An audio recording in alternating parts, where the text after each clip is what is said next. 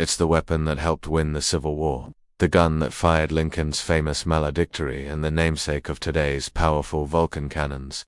Today we'll explore the fascinating history of the Gatling gun, one of history's first machine guns. When Richard Jordan Gatling patented his hand-cranked multi-barreled gun in 1862, he didn't just create a weapon, he sparked a revolution in how wars were fought. The Gatling gun could fire hundreds of rounds per minute, a staggering leap forward at a time when most soldiers were still loading their muskets by hand. But what made the Gatling gun so special? How did it work, and why did it become the iconic weapon of the Civil War era? Well, unlike single-barrel firearms, which had been around since the 16th century, the Gatling gun used 4 or 5 rotating barrels that fired in sequence as the crank was turned. This design allowed for sustained fire without destroying the barrels, a problem that had plagued earlier multi-barreled guns. And because the mechanism was gravity-fed from a top-mounted magazine, it was much faster, more reliable, and deadlier than anything that came before it. In fact, the Gatling gun's rate of fire was so intense that it earned the nickname the gun that won't miss. It was said that a single soldier armed with a Gatling could do the work of an entire squad of riflemen, firing up to 400 rounds without stopping.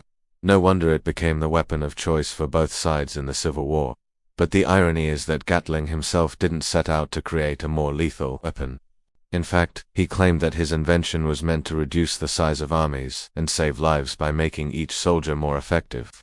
Whether or not that humanitarian motive holds up to scrutiny, there's no question that the gun found its way into plenty of conflicts, including the American Civil War, the Spanish-American War, the Philippine-American War, and many colonial campaigns where it dramatically tilted the balance of power. The Gatling gun's impact on warfare was immense. It forced soldiers to rethink tactics and strategies, and it led to the development of new military technologies. But its legacy didn't end with the battles of the 19th century. The Gatling gun laid the groundwork for the fully automatic weapons of the 20th century. By the time the Maxim gun appeared in the 1880s, automation had replaced the crank, but the rotating barrel concept survived.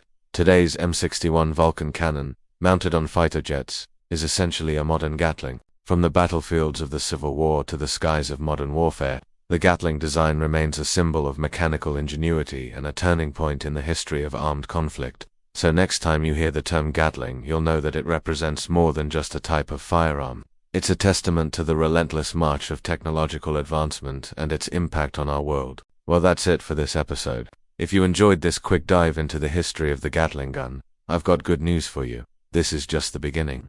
Until next time, stay curious and keep exploring the world around you. Who knows, you might just discover the next big thing.